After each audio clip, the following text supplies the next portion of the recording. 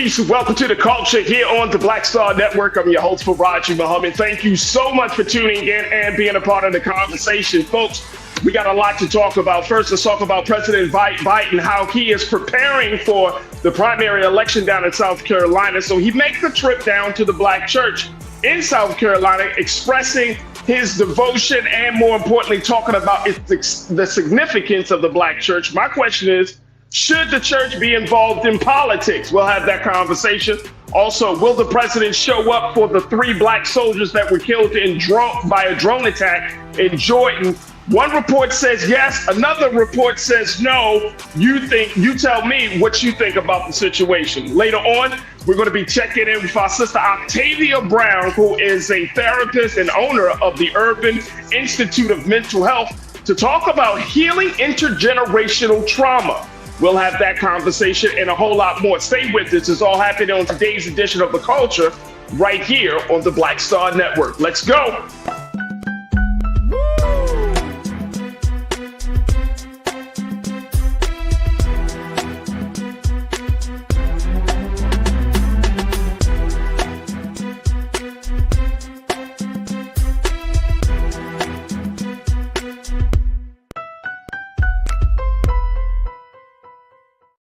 All right, folks, welcome to the culture here on the Black Star Network. I'm your host, Faraji Muhammad. Thank you so much for tuning in and being a part of the conversation. Happy Tuesday, folks. Can you believe that we're already at the end of the first month of 2024? Already there, folks. Jeez. Wow. Where has the time gone by? All right, folks, thank you all so much for tuning in and being a part of the conversation.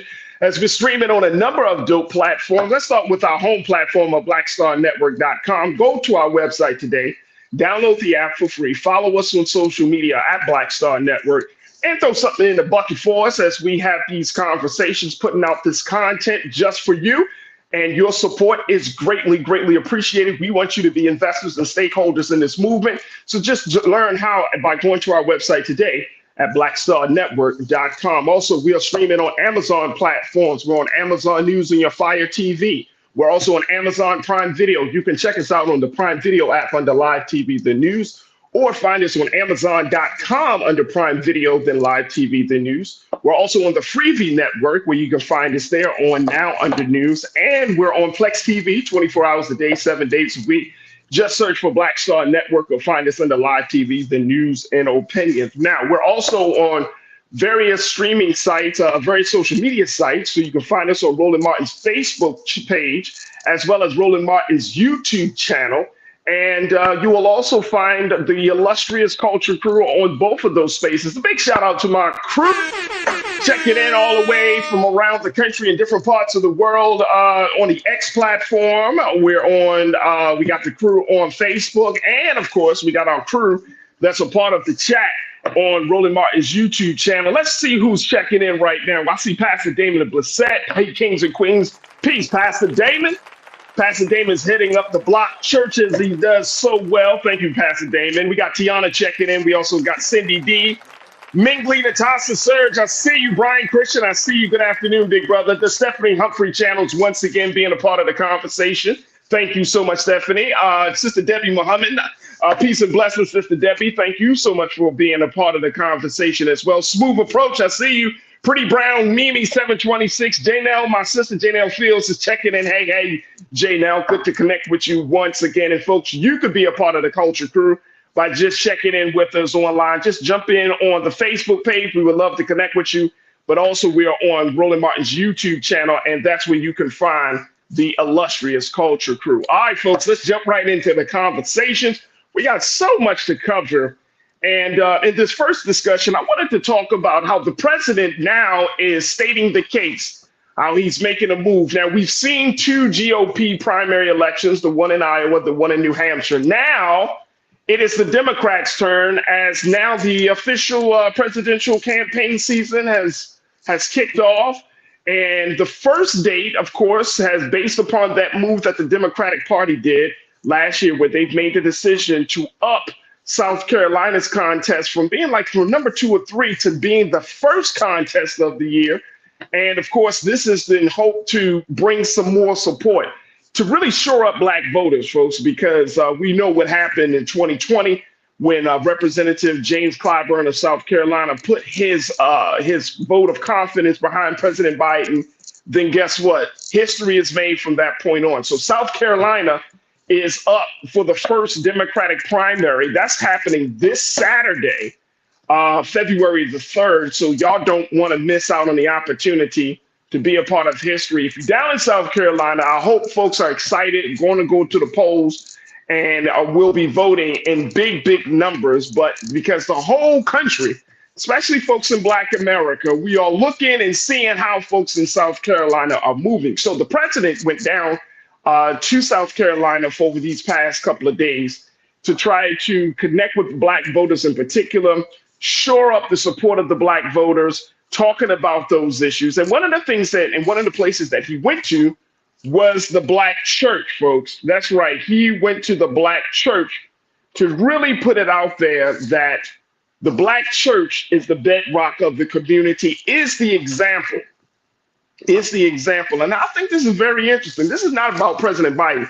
We have seen a bunch of candidates go through this process that in order for them, they have it in their heads. And I don't know if this has changed or not, because I'm just thinking now, I think about it more.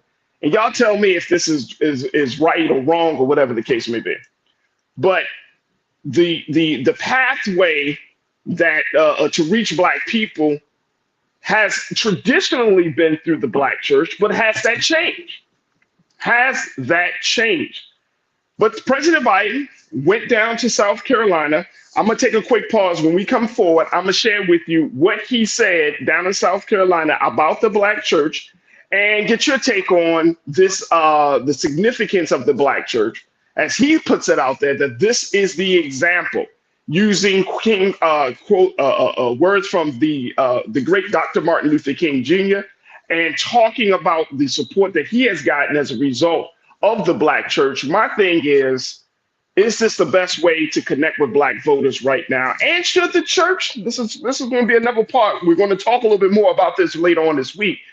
But how involved should the church really be in national and world politics? So we're going to have that conversation a little bit on the other side. I want y'all to stay with me, stay in tune, get ready to post your comments in the chat, and stay riding with us. It's The Culture right here on the Black Star Network.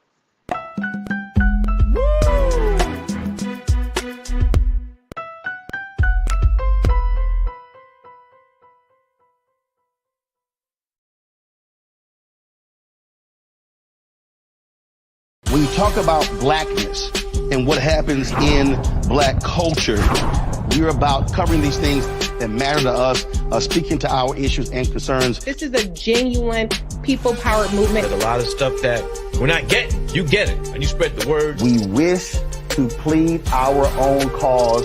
Too long have others spoken for us. We cannot tell our own story if we can't pay for it. This is about covering us. Invest in Black-owned media. Your dollars matter. We don't have to keep asking them to cover our stuff. So please support us in what we do, folks. We want to hit 2,000 people, $50 this month, raise $100,000. We're behind 100,000, so we want to hit that. Y'all money makes this possible. Checks and money orders go to P.O. Box 57196, Washington, D.C. 20037-0196. The Cash App is $RM Unfiltered. PayPal is R Martin Unfiltered. Venmo is RM Unfiltered. Zelle is roland@rolandsmartin.com.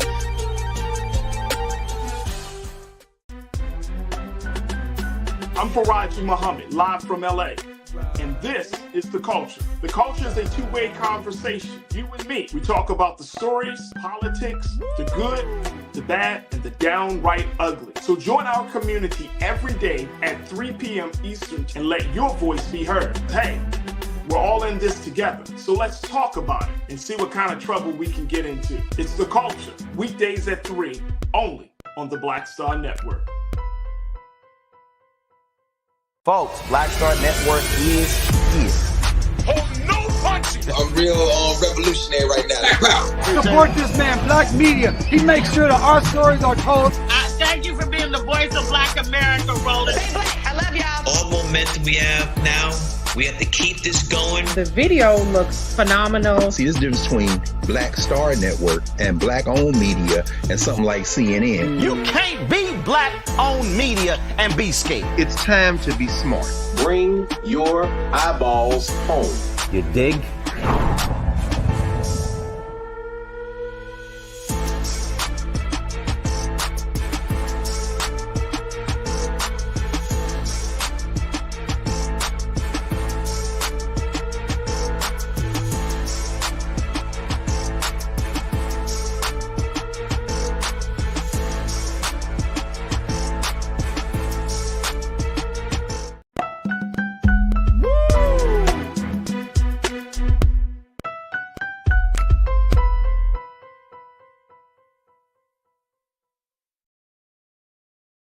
All right, folks, welcome back to The Culture here on the Black Star Network. I'm your host, Faraji Muhammad. We wanted to kick off the conversation talking about what President Biden has said about the Black church being the example. And he has put it out there, folks, that if it wasn't for the Black church, he wouldn't be in the office. But he praises the Black church and says, quote, the world would be a different place without their example. Now, this is because the president visited South Carolina in the hopes of getting people excited about the primary that's going to be held on Saturday, February the 3rd. This is the first primary on the for the Democrats on their calendar. So he's down there, of course, with Representative Jane Clyburn. And he spoke at St. John's Baptist Church on the final day of a 2-day visit to South Carolina to rally Black voters. He also visited a Black barbershop. And he spoke at a state Democratic Party dinner after he flew in on Saturday. And then he went to church on Sunday to talk to Black voters. Now, he said, he referenced Dr. Martin Luther King. I want to share with you the quote that he used. Let's put that up, please, Lise. Thank you. He said, well, you give us a mountaintop. He asked the worshipers to imagine what would happen first if there had been no Black church to turn to in times of darkness. He said, well, you give us a mountaintop, you give us a promised land, you give us a dream and a faith that we shall overcome, can overcome. Of course, these are echoing the words once spoken by the late, great Dr. Martin Luther King Jr. And then he goes on to say, and you push us toward a more perfect union, you really do, to bend the arc of the moral universe toward justice together. And what a gift to the nation and the world you've been. He also said that your prayers mean everything. A lot of praise for the Black church. A lot of praise for the Black church, and justifiably so. The Black church has been a bedrock of our community for many, many decades, many, many years, right? And it has gotten us through the best of times and the worst of times. It has served as the target of both the greatest moments of our history, and the target has become the target of some of the most horrific acts of our sojourn here in America. So the Black church definitely is an example of what faith looks like. But I wanted to pose a question. Is this the best path to reach Black voters? And I'm talking about Black church. Now, the church has changed dramatically. We know that. And this is just like an introductory conversation, folks, as we have this. So we're just having a little bit of an introduction, because later on this week, I want us to get into a more in-depth conversation talking about what pastors are doing around the issue of Gaza. So we're going to have some discussions around that this week, God willing. But should the Black church, do you feel like this is that the president is really putting it out there, talking about the significance, talking about the importance of the Black church? And let's talk a little bit about this. Should the Black church be the space and the place for the president or for any elected official to come to have these conversations, right? We already know there is this ongoing kind of law of we don't want to mix church with state, right? So that's the way America currently works. But then there's also this belief system that we need to rely on the faith that we have, and that faith should, quote unquote, spill over into our faith in this democratic system. But we also know that the church is changing. The demographics of the church is changing. How the church operates is changing. The church is getting out of the four walls and into the streets. You have more pastors, Black pastors in particular, who are seeing their role more as prophetic teachers and not as prosperity promise makers. Y'all get that one? More church leaders, and I know some of these great pastors that are part of the crew, they are moving along the prophetic teachings of Jesus Christ. And they are moving, and then you have some that are still trying to hold on to becoming prosperity promise makers. And this creates so much of an issue within the church, somewhat of an issue. So let's talk about this. Crew, I want you to post your comments, share your thoughts as we have this discussion, talking about, do you agree with the president and how he praises the Black church? And I want to get your take on that. So post your comments. We're streaming live on Roland Martin's YouTube channel and on Roland Martin's Facebook page. All right, let me go to what y'all have to say around this. Like I said, we're going to have more conversation, but we're going to talk about this. Monkey Confessions checking in. Always good to connect with you, Monkey Confessions. You said, give us policy. Monkey, you have always kind of been on this track that you want to hear less about the symbolism, more about the substance. I understand the sentiment. Give us policy. I understand that wholeheartedly. Cindy D, you posted something. You said all the slaves in America had was Jesus. Come on. That's it. That's all we had. That is all we had. Our faith was was the sustaining factor. Our belief in God. It was the sustaining factor. Cindy D, you also said that it is that the Black churches today just don't, in response to what Stephanie Humphrey channel posted, Stephanie Humphrey said, Black churches today just don't want to get involved anymore. And I think that it is the case. I think the case is, Stephanie, you also posted, Brother Faraji, the Black church is still a good meeting place for political candidates, but candidates should also connect with grassroots organizers to help them go to other Black spaces. Absolutely. I agree. I don't think a lot of our people are in the Black church as much as we used to be. As much as we used to be, folks. Not to say that they're never there, but the church dynamic is changing. You have older folks. You have more women in the church, right? You do have some men in the church, right? You do have, so you're starting to see some younger men in the pulpit. You're even starting to see some younger women in the pulpit preaching the great word of God. But there's a slow change and it's a slow transition. But I hear you, and I agree with you there on Sister Stephanie, that grassroots organizers needs to help these candidates go into other spaces. Janelle, you said, although younger voters have moved away from the Black church as the go-to community infrastructure, but reliable Black voters look to clergy as leaders. That's right. That's true. That's true. But we're not a monotheistic don't we always say that, y'all? We're not monotheistic. Black folks don't always on the same page. And years ago, during the civil rights movement, during the Black Power movement, we saw more of us congregating in certain spaces, right? Now, we all over the place. We might have a little in the faith institutions, whether it's the church or the mosque.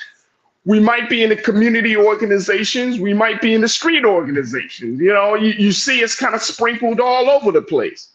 You see it sprinkled all over the place. So when the candidate like a President Biden or other candidates or other political figures come to these spaces, they have to, things have changed. Things are looking different. Pretty Brown Mimi, you posted something. Mimi, you said, I don't like people protesting Biden in Black churches. I think it's disrespectful. I think that was, and any of y'all can correct me on this. That was during the last visit that he went to a Black church, right? They kind of booed him about the Gaza policy. You know what I'm saying? And Mimi, tell me if that's what you're thinking, that when we seen these kind of clashes between, the president when he's in a church, and especially a black church, and then you have these other folks coming into the church and they're booing him on a Gaza policy. But here's the thing, though. Here's the thing. Here is the thing, y'all. Y'all ready for this one? Y'all ready for this? The thing is, you can't talk about peace and prosperity, redemption and faith in one breath, then you put money behind, efforts of war in another breath. You can't talk about how Jesus walked, but then something else is on the other side. One hand is doing one thing, another hand is doing another thing. Can we talk about it like that? Can we really talk about that? Because I think that's part of the issue, right? That's part of the issue. The beautiful thing of what Dr. King and a lot of our Black history makers did is that when they came from the church space, they used the church as the guiding light for all of their decisions, not just for one or two. But Dr. King, he came from that, right? He redefined, I would even go as far as to say, y'all, and y'all can disagree with me on this, but he redefined that ideology, or that theology rather, that pastors shouldn't be involved in social justice efforts. He redefined that. He pushed the limits to that. Because we found that as much as we could talk about faith, you gotta talk about fighting against the powers that be of this world. Because faith is not just isolated, you know what I mean? So there is a time for that. There's a place for that. And I think the Black church is a great refuge for that. But we've seen it in example after example for those who take the mantra of Jesus and Jesus the Christ, and taking the mantra of of these stories and all of these things, these lessons and these guiding lights that came from the church, and how they used it in the modern day times, how they applied it. I think it's something in that. Definitely something in that. Janelle, you said many of our Black church leaders take the separation of church and state to heart. They are more likely to get audited, and tax exempt status is vital. White church leaders boldly cross that line. Absolutely. Absolutely. Churches have become, for lack of a better word, in some cases, Forbes 500 companies. Did I say anything wrong? That's how churches have become. They've become these Fortune 500 rather, not Forbes, but Fortune 500 companies, They generate a lot of revenue. And I'm not talking about the politics and all of that right now, like how much the church is bringing in. I'm just talking about the significance of it, especially going into a year like this, y'all.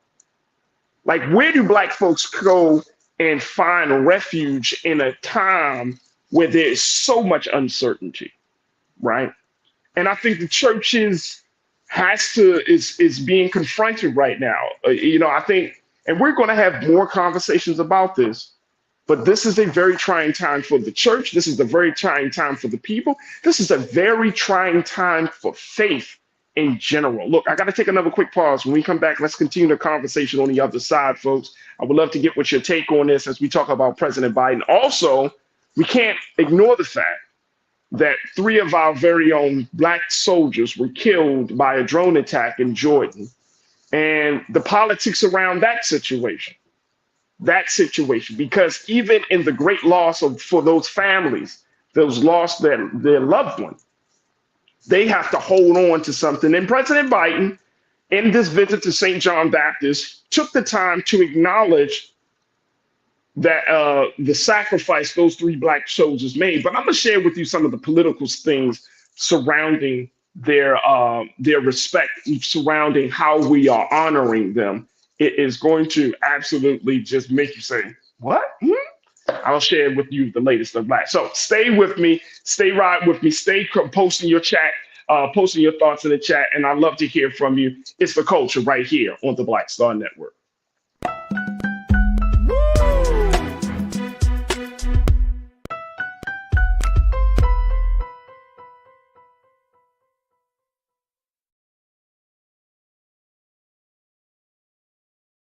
Folks, Black Star Network is here. I'm real revolutionary right now.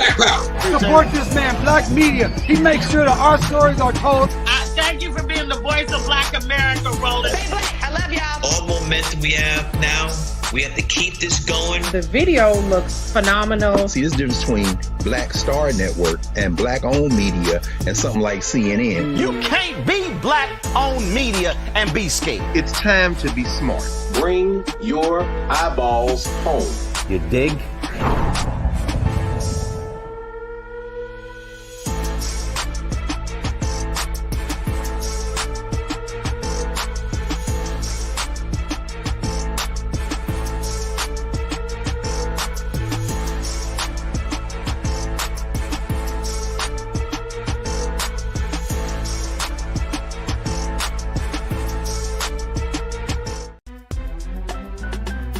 I'm Faraji Muhammad, live from LA. And this is The Culture. The Culture is a two-way conversation. You and me. We talk about the stories, politics, the good, the bad, and the downright ugly. So join our community every day at 3 p.m. Eastern and let your voice be heard. Hey, we're all in this together. So let's talk about it and see what kind of trouble we can get into. It's The Culture. Weekdays at 3, only on the Black Star Network. When you talk about blackness and what happens in black culture, we're about covering these things that matter to us, speaking to our issues and concerns. This is a genuine people-powered movement. There's a lot of stuff that we're not getting. You get it, and you spread the word. We wish to plead our own cause. Too long have others spoken for us. We cannot tell our own story if we can't pay for it. This is about covering us. Invest in black-owned media. Your dollars matter. We don't have to keep asking them to cover our stuff. So please support us in what we do, folks. We want to hit 2,000 people, $50 this month, raise $100,000. We're behind 100,000, so we want to hit that. Y'all money makes this possible.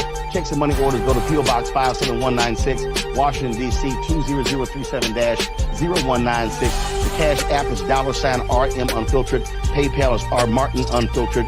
Venmo is RM Unfiltered. Zelle is Roland at RolandSMartin.com.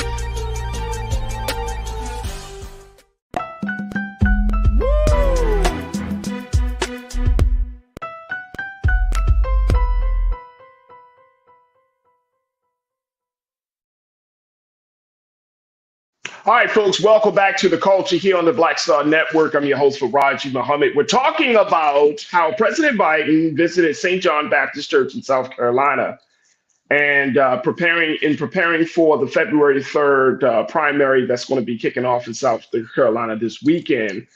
He visited a black church, St. John, and talked about the importance of the black church, talking about the importance of getting of the black church making the example the black church has made on black folks, this country, and the rest of the world. Very, very inspirational stuff coming from the president, right?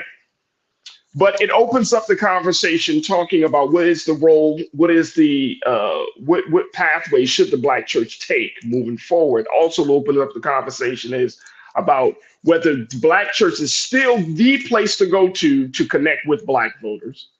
And the other question is, should the black church getting involved in political affairs, such as hosting a president, getting speaking out on certain issues and all of those things? Because a lot of us are still, I think a lot of black people in this country, we see the church as being a sacred space.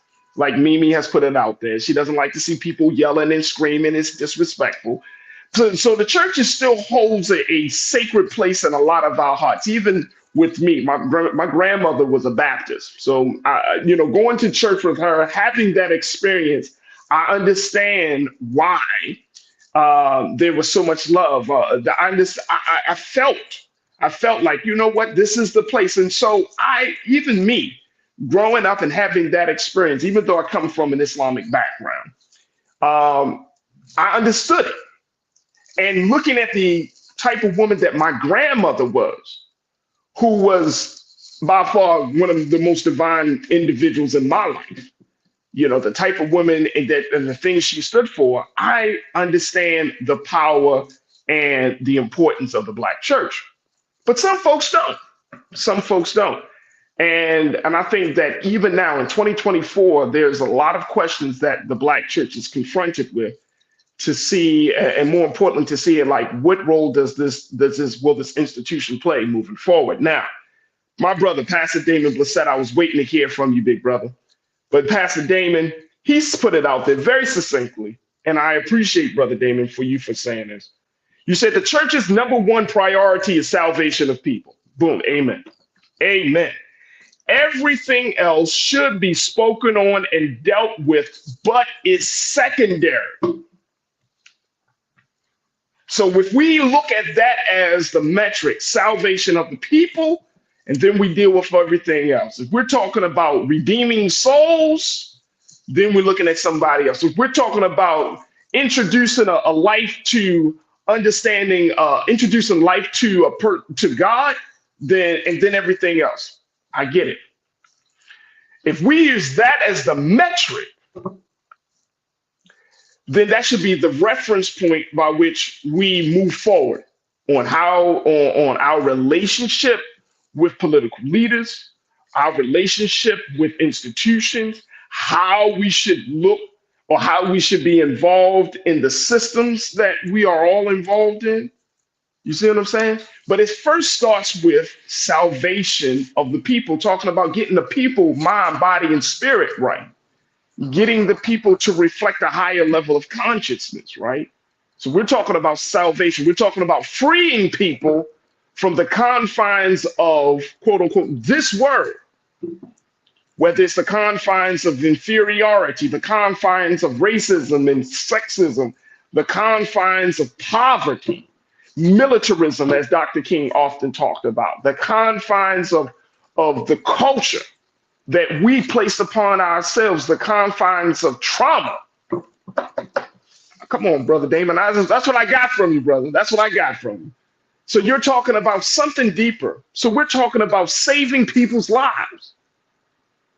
Now, when you bring in an individual, whether it's the president, whoever the case may be, when you bring in folks, right, you have to start from that premise. Is this person, do they stand for a cause, or do they represent a cause that speaks to that number one priority of salvation of the people?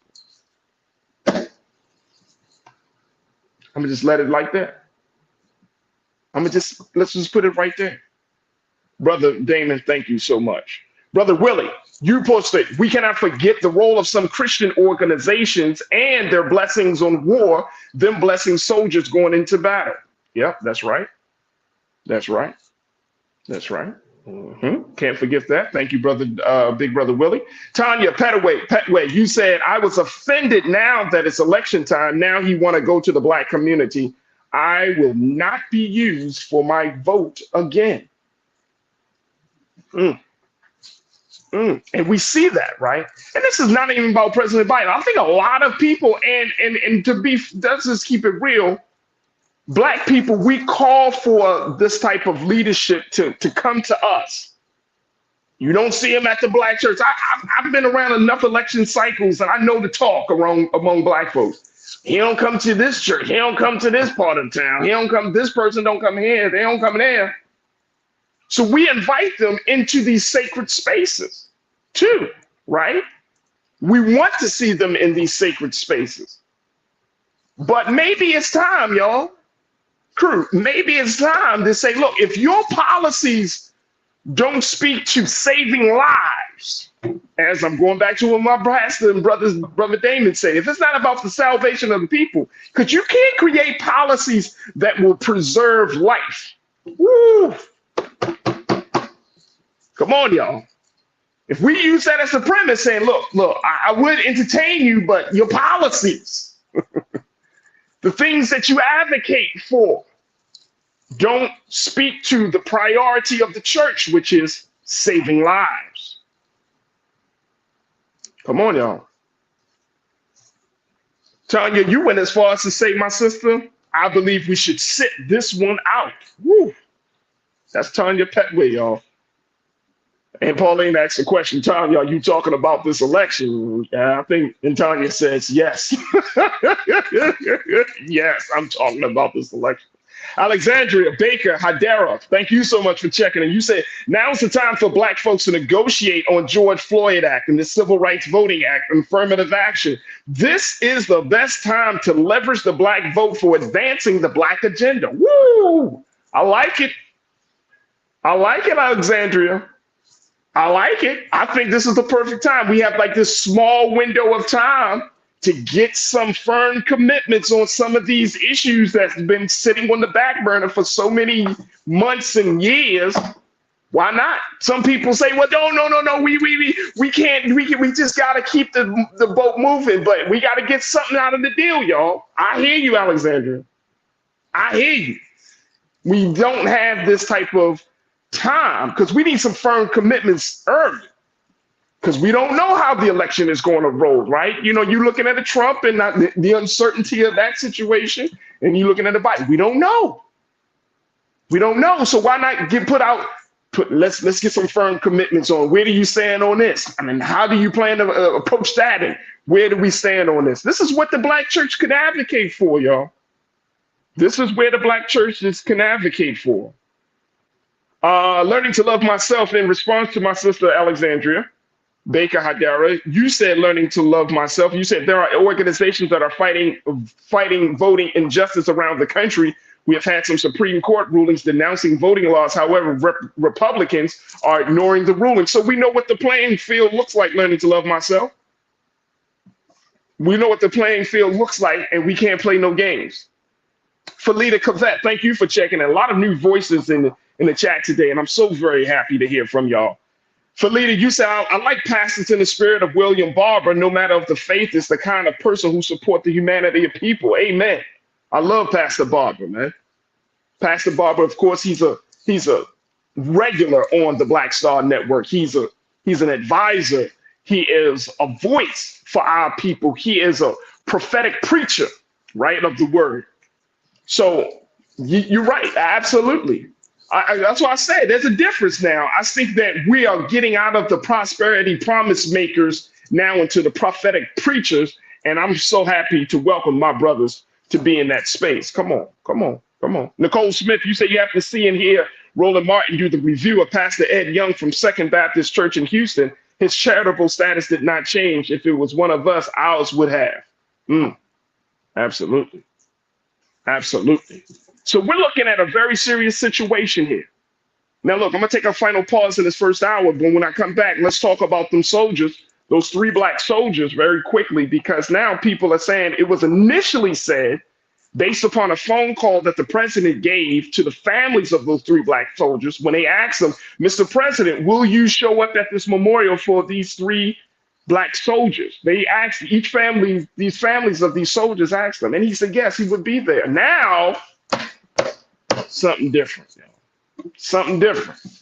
And I don't know. I can't say that if it's just a blatant. I can't say if it's just I don't know what to call it. But if you have 3 Black soldiers who were killed while fighting for America by a drone attack, and a memorial is being had, and the family is asking you, Mr. President, can you be with us to stand with us, just in solidarity, just out of honor and respect for these 3 Black soldiers, young Black people who gave their lives for this country. And I'm gonna share with you what his communication staff team had to say about this situation. Stay with me. That discussion is up next here on The Culture on the Black Star Network.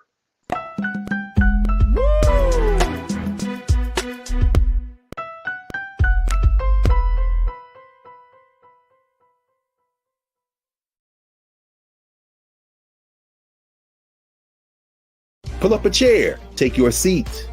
The Black Tape with me, Dr. Greg Carr, here on the Black Star Network. Every week, we'll take a deeper dive into the world we're living in. Join the conversation only on the Black Star Network.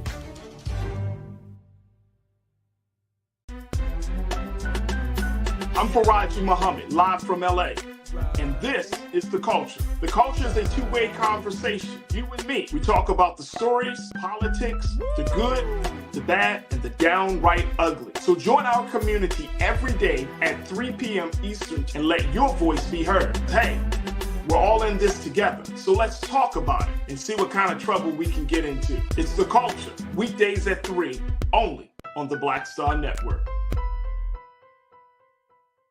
When you talk about blackness and what happens in black culture, we're about covering these things that matter to us, speaking to our issues and concerns. This is a genuine people-powered movement. There's a lot of stuff that we're not getting. You get it, and you spread the word. We wish to plead our own cause to long have others spoken for us. We cannot tell our own story if we can't pay for it. This is about covering us. Invest in black-owned media. Your dollars matter. We don't have to keep asking them to cover our stuff. So please support us in what we do, folks. We want to hit 2,000 people, $50 this month, raise $100,000. We're behind 100,000, so we want to hit that. Y'all money makes this possible. Checks and money orders go to P.O. Box 57196, Washington, D.C. 20037-0196. The Cash App is $RM Unfiltered. PayPal is R Martin Unfiltered. Venmo is RM Unfiltered. Zelle is Roland at RolandSMartin.com. Folks, Black Star Network is here. I'm real revolutionary right now. Support this man, Black Media. He makes sure that our stories are told. Thank you for being the voice of Black America, Roland. I love y'all. All momentum we have now, we have to keep this going. The video looks phenomenal. See, this difference between Black Star Network and black-owned media and something like CNN. You can't be black-owned media and be scared. It's time to be smart. Bring your eyeballs home. You dig?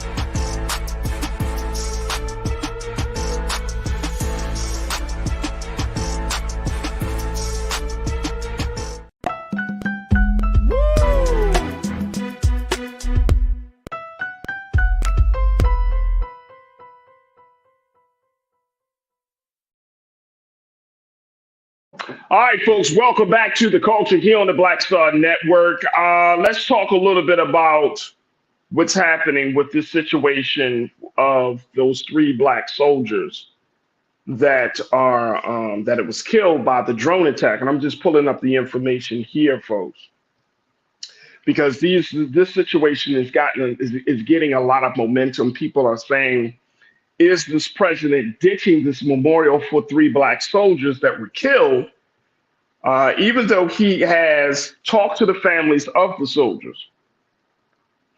And as it was reported by theroot.com, the families are preparing to bury the 3. Now they're looking at President Biden to see if he will make an appearance as they receive the bodies. Now, I want to give you the context of this. Let's show quote 1, please, Lise. This is from CNN, that today President Biden spoke with the families of the American troops who were killed and will attend a dignified transfer at Dover Air Force Base on Friday. The president voiced gratitude for the 3 service members and told their families, quote, how proud we all are of their service, how we mourn and feel sorrow over their loss. Now, this is according to John Kirby, the National Security Council spokesman. He told reporters aboard Air Force One. Biden, quote, made sure that those families knew that not only was that service and sacrifice going to be honored and respected, but they will continue to get the support that they need, according to Mr. Kirby. Also, in the phone call that the president normally gives to families who lose loved ones in the service, Biden gauged the family's feelings about his attendance at the dignified transfer, and all of them supported his presence at the solemn event. Now, that was for the transfer. The question becomes, folks, will the president show up for the black soldiers at the memorial? Because now that was for the transfer of the bodies. Now we're talking about the memorial, burying the families. Well, this was reported by The Root. Take a look at this one. This came out about 3 hours ago from The Root, that the bodies of 46-year-old Sergeant William Rivers, 24-year-old Specialist Kennedy Sanders, and 23-year-old Specialist Breonna Moffett, they're being flown back from the Syrian border to the Dover Air Force Base following the strike. The Defense Department said that these 3 soldiers were killed after an uncrewed aerial system attacked the military base located in Jordan. The trio were part of Operation Inherent Resolve, created to defeat ISIS. Now, the families are preparing to bury these 3, and so they're wondering if the president will show up as part of the memorial. According to Mr. John Kirby, the National Secretary Council spokesperson, let's show that quote really quickly here, Lise. As the families prepare for the burial, all eyes are on Biden to see if he will make an appearance as they receive the bodies. However, the National Security Council spokesman John Kirby told reporters Monday that he didn't have anything on the president's schedule to speak of a memorial. It's not on the president's schedule. Now, are we bringing up this story to just, oh, no, it's not on the president's schedule. I'm going to just let y'all figure that out. Crew, you tell me what you think. Should the president show up? Will he show up? Will he show up for these 3 black soldiers? Let's put their faces up on the screen once again, Lise, please. Thank you. Sergeant William Jerome Rivers there, Specialist Kennedy LaDon Sanders, and Specialist Breonna Alexandria Moffett. You have an older brother and these 2 young sisters. And some people are saying that he should show up not just for the transfer of bodies, but he should show up at the funeral. Is that a big thing for any one of us? Should he show up for the actual service, for the memorial? Do you think that he should show up? Come on, crew, talk to me. Tanya Petway, you said, LOL, he can't have all of these agendas in his head at once. He just forgot.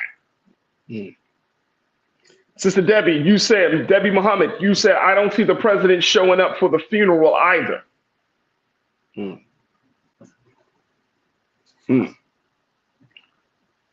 Janelle, you posted, most presidents don't show up to the memorial or burial.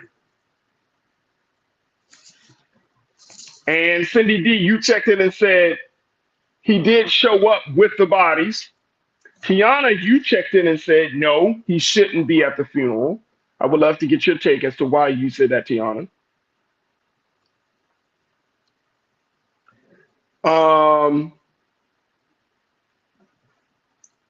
Tiz, you posted, we have to push these damn presidents to get what we want. Every GRP looks to get something out of politics. We are the only, every group looks to get something out of politics. We are the only group of people that vote and hope to get something. Crazy, just crazy. We do have this view, and I think part of it is us, but I think it's also part of the narrative that we have been fed for so many years that now we're finally breaking up out of this idea that the only thing that you have to do as to be an active citizen in America is to cast a ballot. We don't talk about the fact that not only should you cast a vote, but then you have to go to work to make that vote a reality. That is 2 different things. And I think to your point, Tiz, that's the problem. It's culturally. We have always been conditioned to think that all we got to do is show up and pull a lever or push a button, and that all will be well. Oh, we just show up to vote. But how big is this? Is this a big deal? And I'm bringing it just to us. I just want to just have this very quick discussion. Is this a big deal? about the president showing up at the memorial services for these three black soldiers that gave their lives for this country? Is it a big deal? Some of you have suggested, Monkey, you suggested sending Vice President Kamala Harris. Alexandria Baker, Hadara, you checked it back in and says absolutely he should go. Cammy in Philly, you said he normally meets with the families at the White House after the funeral. Cindy D, he should send VP Harris. I'm loving all of these comments. Thank y'all for posting. Young Sikh, you say, does the family want him to show up? Doesn't that matter? Yeah, I'm sure he does. Tiana, you say, if the president show up at the memorial service and then you get people protesting him. And Sister Debbie, you said showing up for the memorial service isn't going to get what the black community needs. But in this particular moment of time, in this particular place that we find ourselves in this election year, can it just be a gesture of the president saying, we normally don't do this, but I think we should make an exception. Will it matter? Does it matter to Black America whether the president show up for the memorial services of three black soldiers who gave their lives for this country? Will it matter to you as crew? Does it matter to y'all? If the president doesn't show up, will y'all come back on the show and be like, Faraji, the president didn't show up. See, this is the stuff I'm talking about. Brian Christian, my brother, you said, I think he should show to give the families his personal condolences and improve the nation, that he needs to do better regarding the Israel-Hamas issue and truly mean it by calling a ceasefire. Come on. Yeah. Mingly Natasha Surge, you said Trump went to Diamond's funeral and made it about him. Yeah. But Brian, I like the point that you made, brother. I like the point that you made, that to give the family his personal condolences. But even if he shows up, he may not even have to say no words. You know what I'm saying? Or maybe he does say some words, something like that. But I don't want you to politicize a moment like that. You know what I mean? That's my concern. Like, if I want him to show up, but then at the same time, I don't want him to show up because I don't want the moment to be politicized. Y'all, you see what I'm saying? That's just where I stand on it. So we will have to see. We will have to see. And if he doesn't decide to show up, I don't think it's going to make or break anything. I think sometimes that, you take a moment like this and people kind of make it bigger than what it is. People throw the racial undertone, like these are three black soldiers. This is a white president who is seeking black votes. This is a good time. But I don't want to politicize the life of these three black soldiers for a vote. You know what I'm saying? So if he shows up, so does that mean that, we can't still press the president on all of these other issues because he showed up for, it gets into this very crazy space. So we will have to see. We will have to see. I'm just bringing it to y'all attention, but certainly we will have to see. And it's not about just showing up. It's really about doing something. If you don't want this thing to continue, then there's a different conversation that needs to be had. And so, God willing, we're going to have more conversations about the church and politics later on this week. I'm expecting to talk to some pastors about the call for ceasefire in the Israel-Hamas war and so much more. So we will revisit this conversation later on. All right, I got to take another quick pause. When we come forward, let's switch gears. Let's talk about intergenerational trauma and how we can heal from that. I'm going to be checking in with a sister who is a therapist. She's a licensed therapist, and she is the owner of the Urban Mental Health Institute. And going to talk to us a little bit about how we can heal from our intergenerational trauma. I'm going to be checking in with my sister Octavia Brown. So stay with us. The conversation is coming up on the other side, right here on The Culture on the Black Star Network.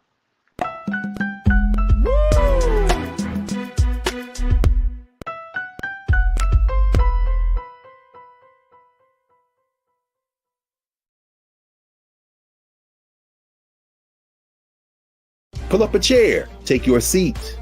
The Black Tape with me, Dr. Greg Carr, here on the Black Star Network. Every week, we'll take a deeper dive into the world we're living in. Join the conversation only on the Black Star Network.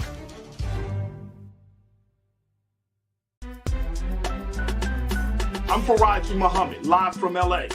And this is The Culture. The Culture is a two-way conversation. You and me. We talk about the stories, politics, the good, the bad, and the downright ugly. So join our community every day at 3 p.m. Eastern and let your voice be heard. Hey, we're all in this together. So let's talk about it and see what kind of trouble we can get into. It's The Culture, weekdays at 3, only on the Black Star Network. When you talk about blackness and what happens in black culture, we're about covering these things that matter to us, speaking to our issues and concerns. This is a genuine people-powered movement. There's a lot of stuff that we're not getting. You get it, and you spread the word. We wish to plead our own cause. Too long have others spoken for us. We cannot tell our own story if we can't pay for it. This is about covering us. Invest in black-owned media. Your dollars matter. We don't have to keep asking them to cover our stuff. So please support us in what we do, folks. We want to hit 2,000 people, $50 this month, raise $100,000. We're behind 100,000, so we want to hit that. Y'all money makes this possible. Check some money orders. Go to P.O. Box 57196, Washington, D.C. 20037-0196. The Cash App is $RM Unfiltered. PayPal is R Martin Unfiltered. Venmo is RM Unfiltered. Zelle is Roland at RolandSMartin.com. Folks, Black Star Network is here. I'm real revolutionary right now. Support this man, Black Media. He makes sure that our stories are told. Thank you for being the voice of Black America, Roland. Stay black. I love y'all. All momentum we have now, we have to keep this going. The video looks phenomenal. See, there's a difference between Black Star Network and black-owned media and something like CNN. You can't be black-owned media and be scared. It's time to be smart. Bring your eyeballs home. You dig?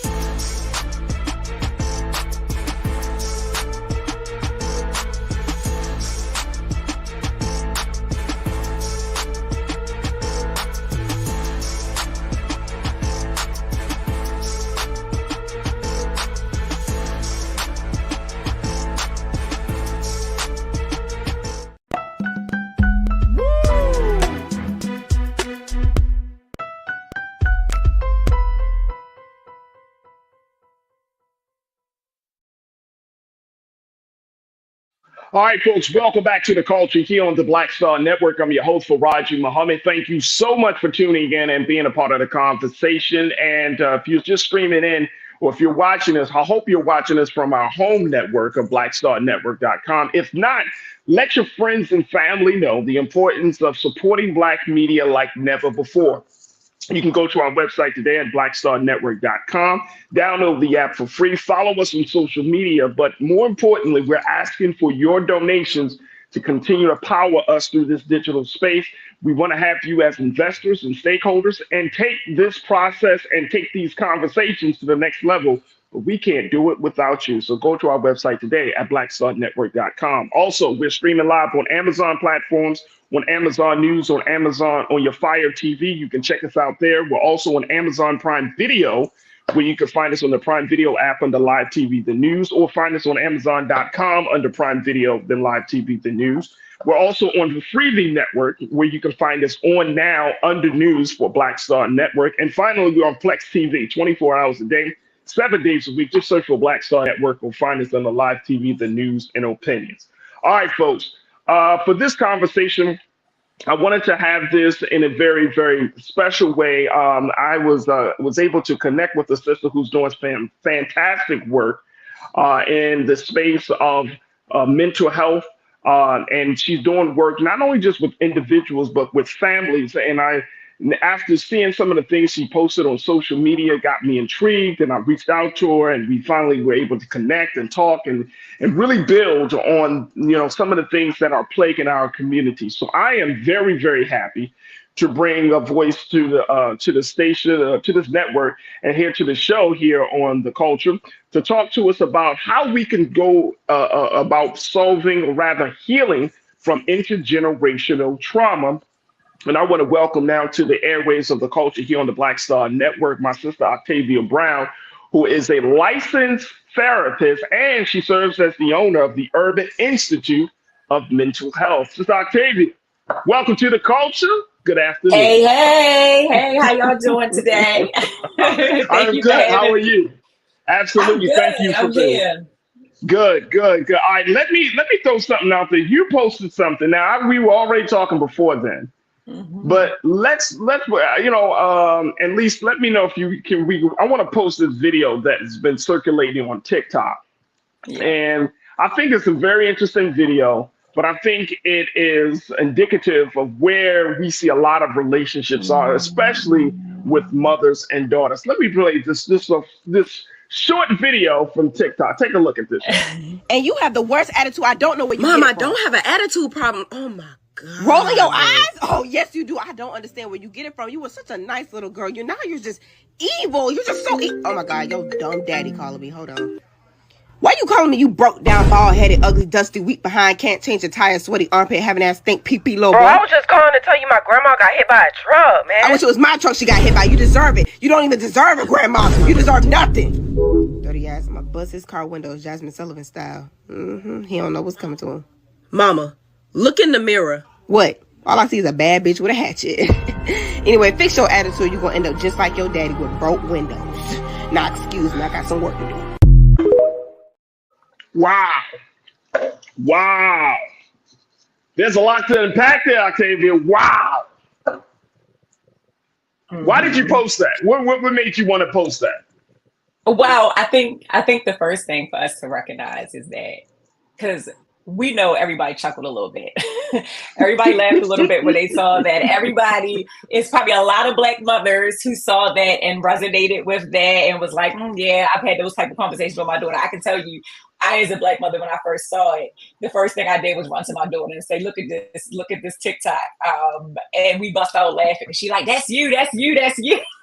And so I think the first thing to recognize and understand it, because it is, why we do, and that's part of our culture too, is that some of the family dynamics that are really unhealthy are so normalized that we laugh. Like it's very funny, and that at times takes away from the seriousness of them sometimes, and how that those behaviors, although they may be funny, we look back years later and we're like, oh yeah, remember my mother did this, or remember we used to have to go get the switch off the tree and get beat with the switch, while we sit back and laugh, that it isn't really important to understand that those experiences they impact you, and they, while we might not consciously be thinking about it or even be aware of how those experiences that we had, that is very much considered to be a norm in Black culture, how that impacts the way that we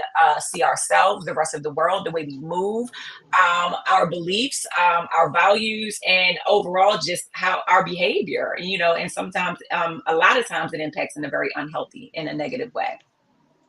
And because it impacts us in this unhealthy, negative way, but it's so prevalent, it can be seen as normal, right? Like unless you're at a conscious place, unless you're in a new space in your relationship, and more importantly, you had a new space within yourself, this can be seen as normal stuff, right? Like I never forget, Octavia.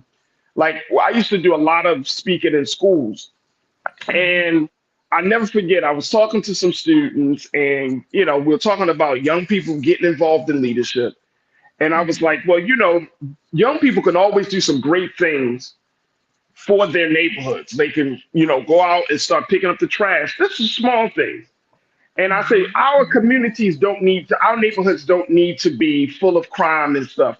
And I'll never forget, this little sister raised her hand. She's like, Mr. Muhammad, I mean, my neighborhood is lit. I mean, and she went down the lines and she was like, we got drug dealers, man, we got this funny ass crack addict, we got these prostitutes. And I'm like, what? Like, But and then I asked her, I said, have you ever been to other neighborhoods where these things are not? And she's like, no, I never been to that. And I'm like, wow, that was an eye-opening experience for me, right? So some of the times, like we have gotten to this place where trauma is even a part of our identity as Black folks in this country, Yeah. right? That if you're talking about being healed, or you're talking about being in a place of peace within yourself, or you're having good relationships, it's almost frowned upon. How is that? Well, I think the thing, and I really began to really resonate with just how deeply embedded and rooted our trauma is. When I read the book by Dr. Joy DeGrasse, she wrote the book called Post-Traumatic Slave Syndrome, excuse me. And in the book, she said that we were slavery's children. And that resonated with me. That really hit, and I was like, okay, like that's deep, because when you think about intergenerational family trauma, and the impact that it has on our children, that what she is saying in essence is that when you go back to our ancestors who were enslaved, the parental figure was slavery. So therefore the enslaver, right? And so when you look at it from that perspective and you realize that, okay, when you take a grown man or a grown woman who are adults and very much already very connected with their identity and sense of self and true authenticity, and then you strip them of everything, even their name. You can't, they have to take on a new name, and you beat them, and you force your ideologies and beliefs and values onto another individual. You, in essence, become a parental figure, because now that person is no longer able to care for themselves, provide for themselves, and therefore very dependent on the enslaver for everything that they need, And so when you look at generations of behavior that presents within the Black community, we have to keep in mind that until we go back and heal that trauma, that was imposed upon us by our quote unquote forced parents, which is the enslaver, that we don't know anything different. And at this point, we're completely, when they say stay woke, we're completely asleep to the fact that we are indoctrinated still, and that all of that trauma lies in our unconscious mind and is very much driving our behavior. And so, and then that's not even that. We're looking at from the environmental standpoint. If you think about biologically, the study of epigenetics studies how our environment within itself, like literally changes the way our genes express themselves, right? And so we know that not only can this trauma be passed down through learned behavior, unconscious, experiences, storytelling, things like that, that genetically, our ancestors passed down the trauma of slavery through our genetics. And it's very much still present to this day. So it's a norm for us, right? And on top of all of that, there is almost a deeply unconscious fear of doing anything different, right? And think about the stimulation alone. When you go to these communities and they're lit, that's very stimulating to the brain. And so there's always something that's happening, which keeps your brain in a sense of like fight or flight all the time, right? And then if you try to go to a community that's different, even though you might know that this is a better environment, there is a deep sense of uncomfortability because this is not my norm. So it's like it's like you go back to what's familiar, even though the familiar may not be the healthiest option for you. Absolutely. And we all do that in some sense, right? If we look at the ways that we are, take just the trauma of slavery aside, we know that in this country, we are probably the most unhealthiest country. We do not eat foods that are natural. Typically, we are indoctrinated, for purposes of capitalism, to eat things that do not serve our bodies well. And even when we know that this is not something we should be eating, how difficult is it for one to just stop eating something that you've been used to eating for a long time? Or when, when cigarettes was a thing, how difficult was it? Even after, the Surgeon General was saying, you're going to get cancer if you smoke these cigarettes. How difficult was it for you to just stop smoking cigarettes? And you have to think about the picture. You have the biological part of it. The brain is used to that now. And then, just the fact that this is something that you have associated with a sense of calming, even though it's not healthy, right? And so that same type of dynamic very much presents itself with our behavior as Black people in the Black culture. Wow. Nicole, you checked in as you're talking this. We're talking to Octavia Brown here. Nicole Spicer, you said, I took a Black history class in undergraduate school called The Psychology of Oppression. And we talked about some of these issues. Look, we're going to take a quick pause. When we come forward, let's continue to talk about it, because I want to delve a little deeper, because Octavia has been talking about things. You folks, she is the owner of the Urban Institute of Mental Health. She is a licensed therapist and social worker. She's here to talk to us about healing from the intergenerational trauma that we may carry and we may pass on to our children or to our nieces and nephews or to the young people in our lives. We're talking a little bit of how we can disrupt that trauma cycle. So stay with us. The conversation continues with Octavia Brown and with you right here on The Culture on the Black Star Network.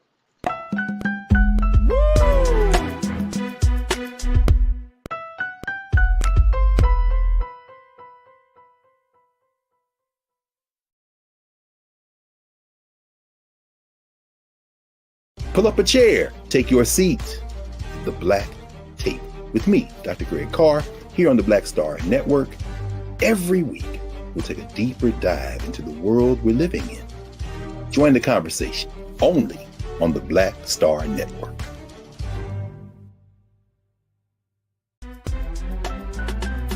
I'm Faraji Muhammad, live from LA. And this is The Culture. The Culture is a two-way conversation. You and me. We talk about the stories, politics, the good, the bad, and the downright ugly. So join our community every day at 3 p.m. Eastern and let your voice be heard. Hey, we're all in this together. So let's talk about it and see what kind of trouble we can get into. It's The Culture, weekdays at 3, only on the Black Star Network. When you talk about blackness and what happens in Black culture, we're about covering these things that matter to us, speaking to our issues and concerns. This is a genuine people-powered movement. There's a lot of stuff that we're not getting. You get it, and you spread the word. We wish to plead our own cause. Too long have others spoken for us. We cannot tell our own story if we can't pay for it. This is about covering us. Invest in Black-owned media. Your dollars matter. We don't have to keep asking them to cover our stuff. So please support us in what we do, folks. We want to hit 2,000 people, $50 this month, raise $100,000. We're behind 100,000, so we want to hit that. Y'all money makes this possible.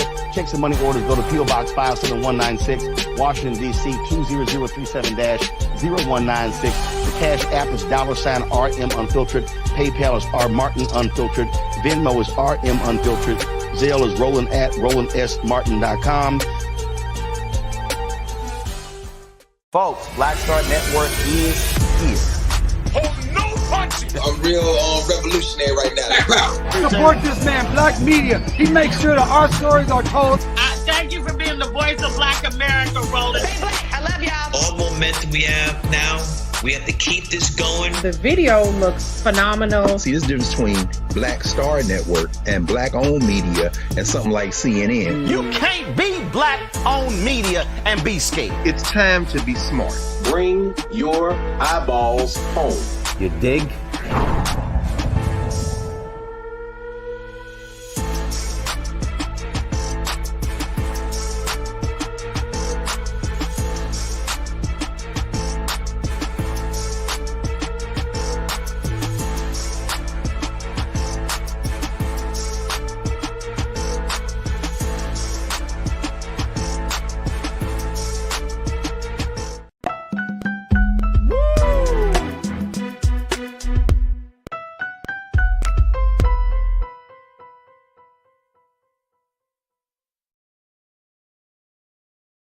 All right, folks, welcome back to the culture here on the Black Star Network. I'm chatting it up with my sister, Octavia Brown, who is a licensed therapist and social worker. She's also the owner of the Urban Institute of Mental Health. Y'all can check her out on her website of urbanmh.com. That's urbanmh.com. There's the site right there, Urban Institute of Mental Health. Sister Octavia has posted some fantastic blog pieces talking about her personal experiences, her life. She put herself out there in a big way, y'all. She talks about her personal life, but then she also talks about some of the lessons that she's learned from the ups and downs of her life. And more importantly, she helps us to connect the dots on where they impact her mental health and how it impacts our mental health. So it's very, very enlightening thought pieces that she has written. And y'all can check it out on her website at urbanmh.com. Also, all of the other services and all the other information that she provides as being the owner of the Urban Institute of Mental Health. Sister Octavia, people are checking in and sharing some very important thoughts about this, because as I'm listening to you, right, we understand as Black folks in this country that our experience in chattel slavery has done a great deal of damage to us, even down to the cellular level, right? There are now reports, and there's been a lot of conversations that says that, look, when you are oppressed, when you are under tyranny, when you have experienced what Black folks have experienced, it is going to be passed down from generation to generation. It becomes hereditary. And that psychology, as McCole Spicer posted in her comment, that psychology of oppression is a pass from generation to generation. So we have the documentation, we have the science and research to prove that. But do we have the excuse to keep saying that because of chattel slavery, because of Jim Crow, that we cannot grow, that we cannot get to a better place, that we cannot break the cycle of trauma? Do we have that excuse? So, I love that you asked that question, because I think that I've been doing this work for a very, very long time, and I've had all the emotions associated with it, where it's compassion and just sorrow and happiness and joy, and then anger, and then kind of like this attitude of like, what if things just never get better? And it's really important for like every last one of us to have a great deal of compassion, mercy, and empathy, because it is absolutely something that we can heal from. But the journey is one that takes a lot of courage to start, and it's not easy, And so when you think about we have a very unique situation as Black people, we're not just healing our own individual trauma, we're healing layers of trauma. And I mean, deeply, deeply embedded layers. And so you have your own trauma experiences that, again, it wasn't like the abolition of slavery happened and there were all of these people saying, hey, come sit in this therapy chair and let's process what you've just been through for the past, hundreds of years. And so we're like, most of us are still completely unaware that we have even experienced trauma, and because the expectation that we will suffer is very much a norm in our community, like just Black suffering is a norm. Many of my clients and the clients who come into the Institute, which we created specifically for BIPOC people, Black, Indigenous, and other people of color, they have no idea that they have experienced their own individual trauma, And so when you have that issue and we are unconscious to the fact that we have all of these years of trauma and these layers of trauma that we have to heal from, and we don't even recognize our own trauma, let alone intergenerational family and ancestral trauma, and then there are not, I hate to say it, our organization at UIMH, there's not a bunch of organizations out there like that has created, a mission that says we want to decolonize the minds of Black and brown folks. We want to deconstruct societal indoctrinated beliefs that do not serve our people. And we want to liberate the mind so that we can liberate our people. You know, that is something that is not as popular. You know, most of even most therapists and psychologists are trained in a way that we're not even trained how to appropriately render services to communities of color to even effectively bring healing. So can it happen? Absolutely.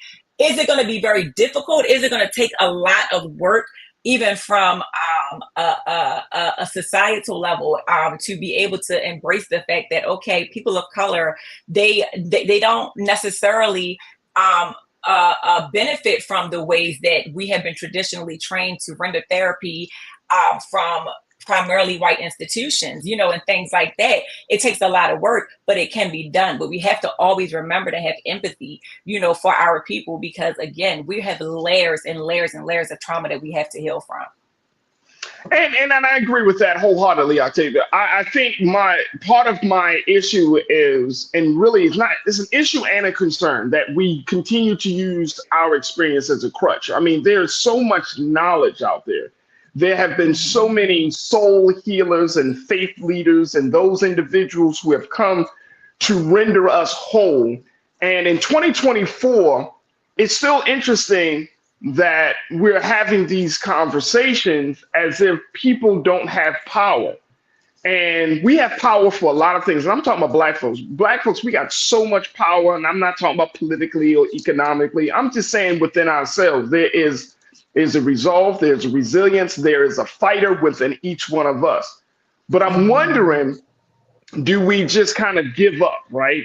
We're like, I can't do this anymore. I choose not to do this anymore, right? Whereas our ancestors, they were facing, insurmountable odds just to even breathe. And now we're in 2024 and we're much further along. And, you know, seems like some of our people are still like, this is so hard. And I'm thinking, like, we have access to technology. We have access to books. We have access to people like yourself and others who can help us through navigating through all of this pain and trauma. What is the excuse about? What is stopping? You know who is stopping us? Even you could say, oh, it's the white man.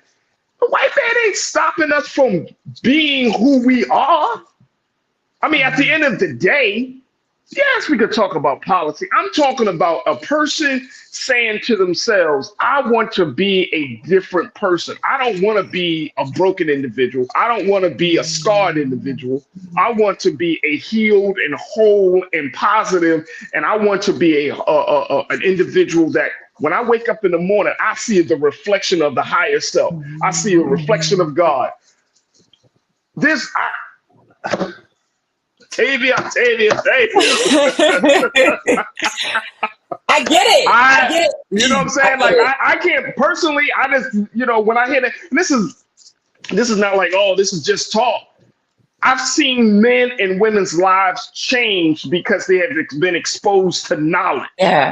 Yeah. You see what I'm saying? Yeah. My life is changing because as I'm growing and learning and understanding and maturing, and I'm opening myself up to different knowledge and I'm opening myself up to different understanding of things, is changing.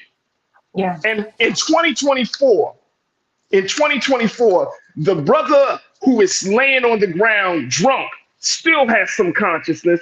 In 2024, the sister who is on the street corner prostituting herself understands the dynamics of power and understands. You see what I'm getting to? Like, we're not as dead as many people want to make us believe. We actually have a lot of consciousness now. What seems to be that big wall, though? So it's, well, because we can sit here all day and answer this question, so I'm going to try to condense it as much as possible. But to the sister who talked about the psychology of oppression class, you really have to understand the psychology of oppression, meaning that, I will never forget reading a book written by Miguel, sorry. But the book is called The Four Agreements, okay? And in the book, even though it had nothing to do with what we're speaking about right now. But the book talked about how, and he literally said, like, human beings are like domesticated animals, right? And so from the time that we're born, we have been indoctrinated. We have been conditioned to behave in certain ways, right? And some stick, some don't. But when you really think about what ways a person can go about if they want to be evil and indoctrinate another human being and make it stick, you have to implant fear. Okay. And so when you recognize that it sounds so simple, right? It sounds so simple because there are sometimes individuals who have the knowledge, have the exposure, but there's such deeply rooted fear that it's almost like I'm stuck and I'm frozen, right? And even if you think about what happens to the brain. So, and I think it's really important to understand what trauma is, because trauma it can be one experience. It doesn't matter what the experience is, but it could be one experience that just completely disrupts your functioning. It disrupts the way that you see yourself, the way that you see the rest of the world. It distorts your vision, it distorts your views. And what it does, it activates your fight or flight system, which is your fear system. And your body is saying that in this situation, there is something that's threatening my life, my well-being, my ability to live. And so when that system is activated, it takes a snapshot memory picture of it. It will never forget it. And anything that's associated with that picture is always going to trigger a response, right? Yeah, and when you have unnatural things like colonization, that is completely unnatural and motivated by greed and other selfish means, that completely disrupts an environment. And again, I talked about trauma just being one situation. Now we're talking about years and years and years of embedded reminders and confirmations that this is something that you need to be definitely afraid of. That's the way that your brain is looking at this, right? Even sometimes, and every person is different. We have to look at the uniqueness of each person.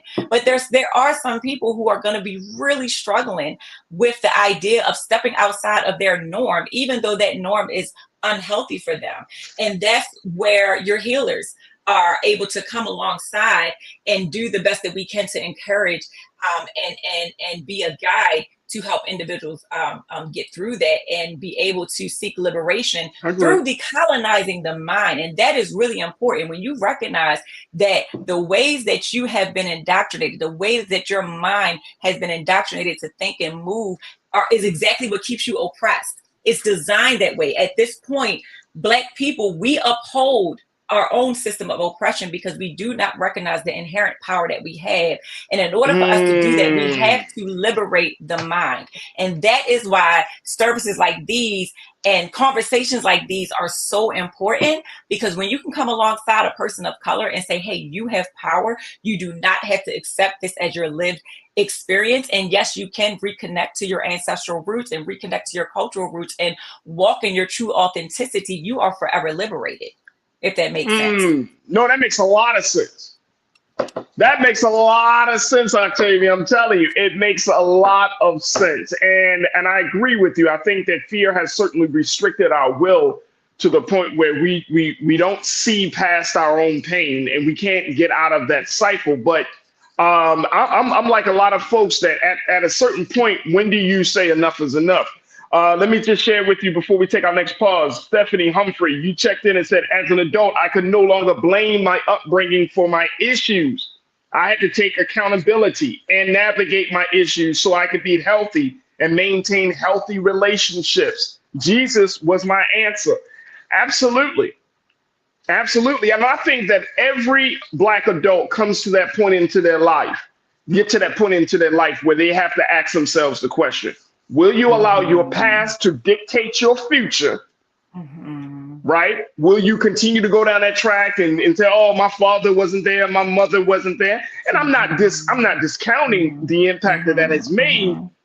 But when you're in your 30s and 40s and 50s, and then you start to understand the mindset of your parents, like as you go into a journey of self-understanding, then guess what? It's like the creator takes you into the mind of your parents, because you start to say, oh, damn, they were experiencing some trauma And this is how they dealt with the trauma in their lives. When y'all start to go on ancestry.com and you start to look at the pain that was your grandfather, your grandmother, right? Stuff starts to open up to you because you're on this journey. Trust me, I'm a huge proponent, and I can testify to this. That the moment I started going inward to myself, it allowed me to go inward into my family. Yes. And then I started to understand some things. Like, man, okay. But then I had to start making some decisions, Octavia, to say, like Stephanie said, I'm not going to let my past define my future. Look, I got to take a quick pause. When we come back, let's continue to talk about this on the other side. We're checking in with Octavia Brown, licensed therapist, social worker. She's the owner of the Urban Institute of Mental Health. Folks, we're having this conversation. Stay with us. It's The Culture here on the Black Star Network.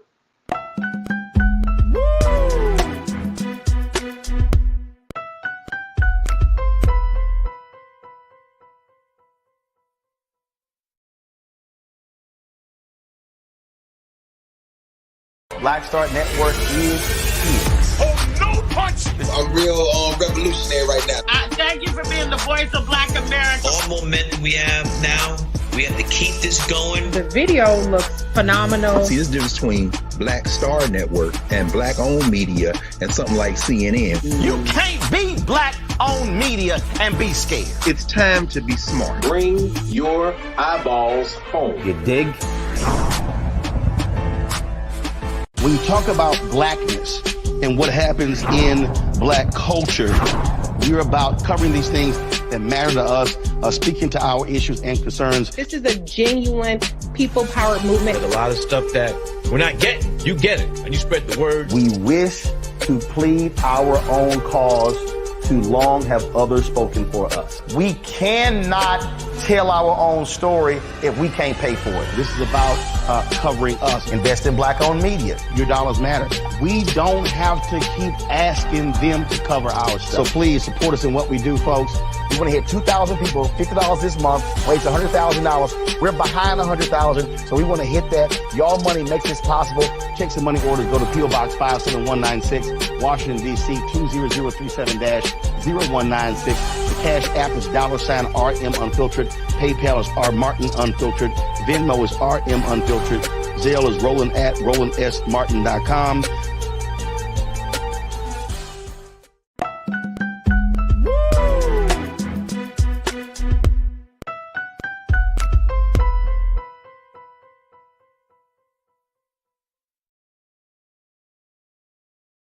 All right, folks, welcome back to The Culture here on the Black Star Network. Chatting it up with my sister, Octavia Brown, who's a licensed therapist and social worker. She's also serves as the owner of the Urban Institute of Mental Health. Make sure y'all check out on the website, urbanmh.com, the Urban Institute of Mental Health, where they're talking about liberating minds one session at a time.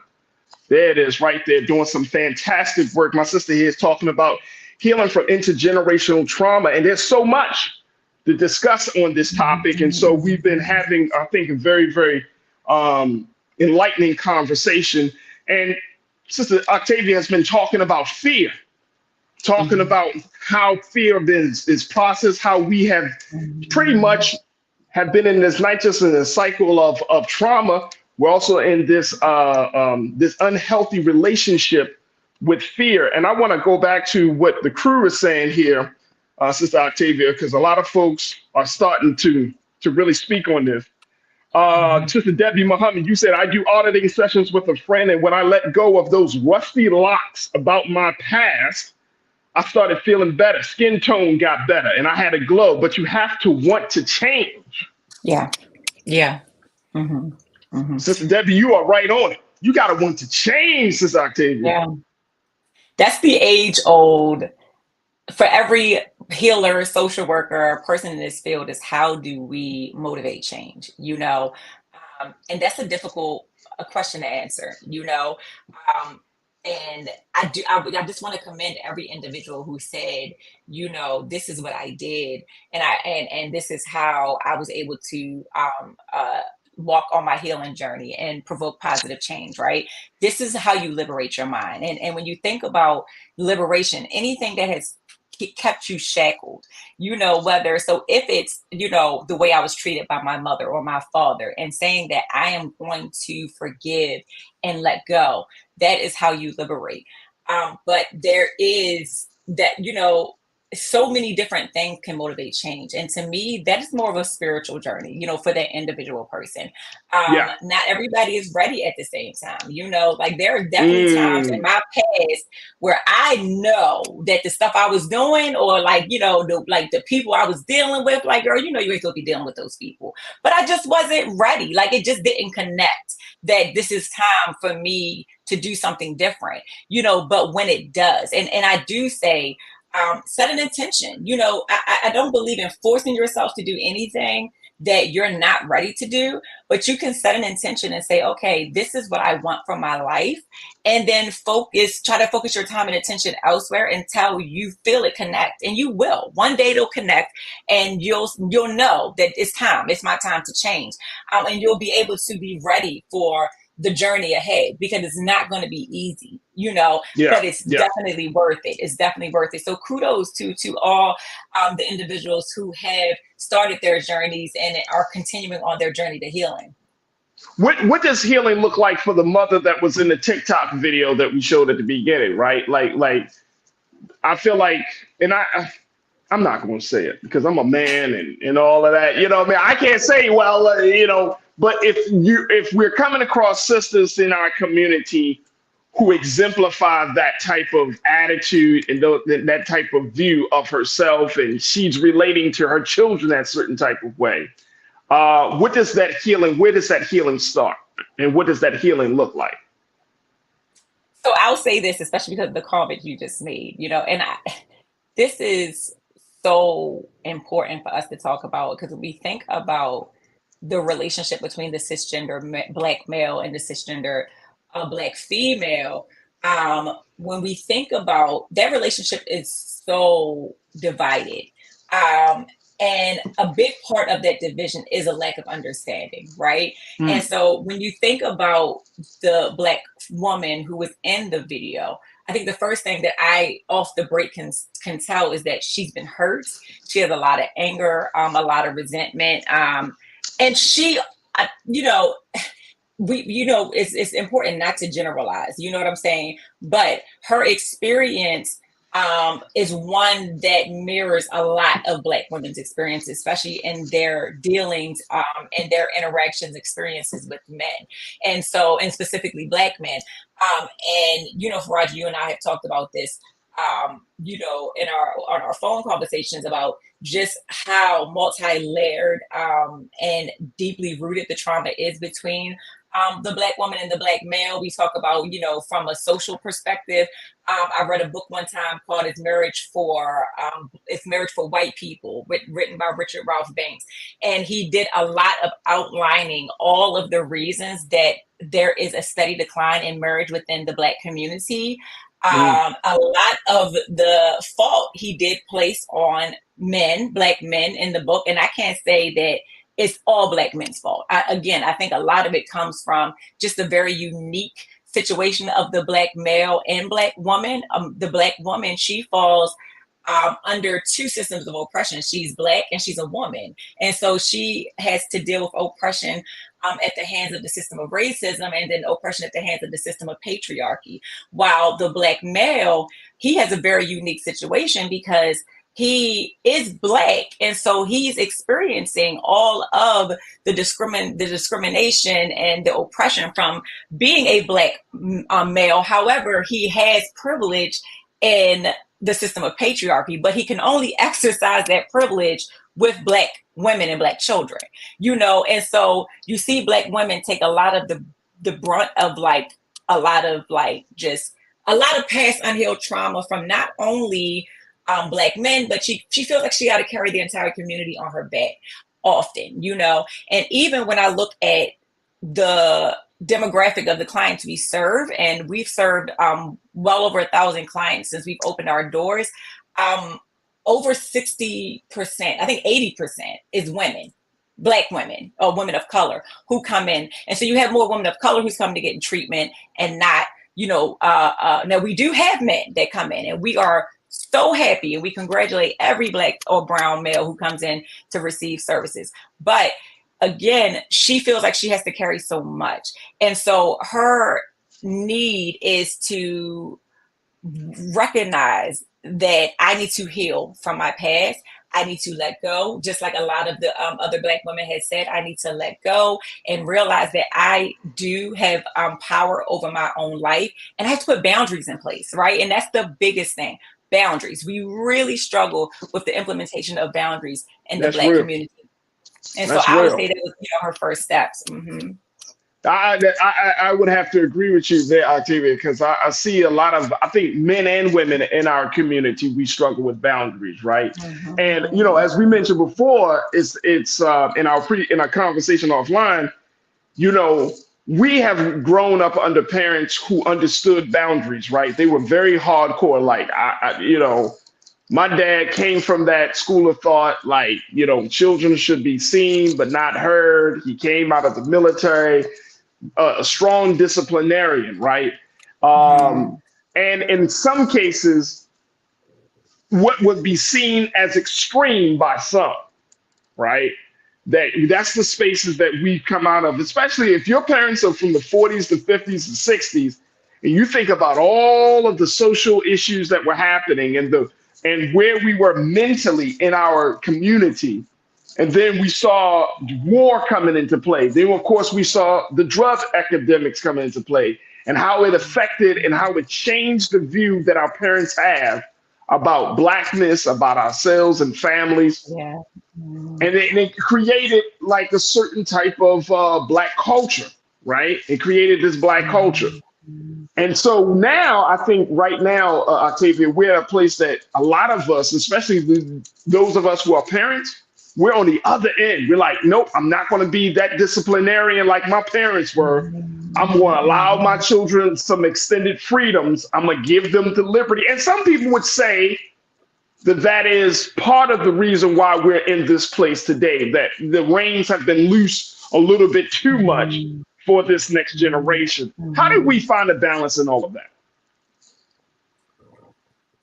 I think, and I laugh because we definitely talked about this. And there is, which, by the way, I am so ecstatic to see so many Black parents jump on the bandwagon of gentle parenting. Again, we talked about that ancestral trauma, and we talked about the symbolism of the enslaver being the parent to the enslaved, symbolically, and looking at how from, I can even look at my own family's history of what discipline looked like from around the time of the abolition of slavery until now. And it was very harsh. And a lot of the disciplinary methods did mirror, what discipline looked like during the time of the antebellum slave period. And so when I see Black parents say, hey, I know this does not work, and I don't want to render that same type of discipline to my children, and jump on the gentle parenting bandwagon. I'm excited about that. I think, but there also has to be an understanding of what that is. Gentle parenting doesn't mean that I'm not going to parent at all. We don't want to go from one extreme to the next, where we go from being authoritarian and then going to being permissive. You want to be right in the middle. And the biggest emphasis is to teach. We want to make sure that when we're parenting, we are there guiding, our children. And that, I believe, will get the respect of our children, knowing that we're there and we love them, and we are here to discipline out of love and not out of a place of fear, which is typically how I grew up, is that, we're supposed to fear our parents. But that's how you bridge that divide. You have to kind of meet in the middle, and you want to be more authoritative, meaning that I can give my children the ability to express themselves and recognize that they're their own individual selves, who it's okay for them to engage in self-exploration and know themselves, while at the same time being here as a guide to protect and guide them when needed, if that makes sense. No, that makes a lot of sense. That certainly makes a lot of sense. And I think that is that is part of this process, right? Because we have to redefine those relationships. And more importantly, I think that, we have to be cognizant and conscious enough to say, you know what, some of the things that I was exposed to as a child by my parents were good, but then some of the things I was exposed to as a child by my parents were toxic. And being able to discern between what is the good things that we got from that parenting and parent-child relationship, and some of the things that we can kind of like, let's push that to the wayside, because I feel like we're at a different place. First thing, our children are in a different place. Black boys are in a different place. Black girls are in a different place. We are in a different culture. So, you have to kind of adjust for in consideration of all of these like nuances in our experience as parents and in our experience as families, right? And family unit has certainly changed. It's no longer just a mother, father, son, and daughter. It could be, the grandmother is present. It could be same-sex households that are present. It could be, a lot of us we were raised by our grandparents. Yes. So it brings a lot of different nuances. So there is so much more that we could certainly talk about. But Octavia, I want to kind of give you an opportunity for you to put it out there. How can people learn more about the work that you're doing, and more importantly, read about some of the things that you posted on your blog? You can absolutely visit the website, www.urbanmh.com. Everything is there. Everything you need. If you want to sign up for services is there. Definitely read the blog. Definitely, there is a virtual calming room there. Lots and lots of resources. And so I just encourage our people as much as possible, get healing, go to therapy, and make sure you choose the right therapist, a therapist that you are confident that can accompany you on this journey, because this is a journey of self-care and self-love. And so it's important that you take it serious and that you have someone who can actually guide you to that healing that you need. And thank you so much for having me. Oh, absolutely. Thank you so much for being a part of the conversation. And more importantly, thank you for the great work that you're doing, Octavia, with the Urban Institute of Mental Health. We truly appreciate you, and thank you for being so good for the culture. Thank you. All right, Octavia, I'll talk to you soon. Thank you, sis. All right, folks, that's going to do it for us. Make sure y'all do your due diligence, support us. If you enjoyed that conversation, more importantly, if you enjoyed the work that we are doing each and every day here on the culture and on the Black Star Network, we ask that you support us. Your support means a world of difference for us. So just go to our website today at blackstarnetwork.com. Download the app for free. Follow us on social media and drop something in the bucket. We would truly appreciate it. Now, also, while you're online, make sure you follow me, yours truly, Faraji Muhammad. I look forward to connecting with each and every one of you. You can follow me on Instagram at The Real Faraji, and on Twitter, on the X platform at Faraji. I would love to connect with you. Let's continue to build the crew. Let's continue to build the community. And more importantly, let's continue to inform and enlighten the culture that we have and that we are a part of. So thank you, thank you, thank you. Folks, stay tuned. Up next at 6 p.m. Eastern Time is Roland Martin Unfiltered. I want to thank my fantastic production team for making this broadcast happen. And I want to thank each and every one of you for being a part of the crew and part of the conversations. We had a lot of good conversations. Tomorrow, I'm going to check back in with my sister Suzette. We're going to continue to have discussions about what's going on down in South Carolina, as their primary election is coming up on the 3rd of February, which is this Saturday. And also, of course, we are getting ready for the kickoff of Black History Month. And do y'all know that on Black History Month, starts on February the 1st, the culture will be celebrating its 2-year anniversary. Yeah, I had to look at the calendar as well. It's like, what? 2 years, folks. 2 years we've been on air. So we got a lot to celebrate as we move into the new month and later on this week. But I thank each and every one of you for your support. Stay tuned. Up next is RMU. As always, never be afraid to challenge what's wrong. Stand for what's right while being yourself in the process. God willing, we will talk tomorrow for another exciting edition of The Culture right here, only here, exclusively here on the Black Star Network. Peace.